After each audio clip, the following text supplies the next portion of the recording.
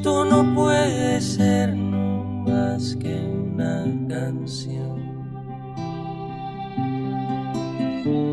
Quisiera fuera una declaración de amor, romántica, sin reparar en formas tales que pongan freno a lo que siento ahora.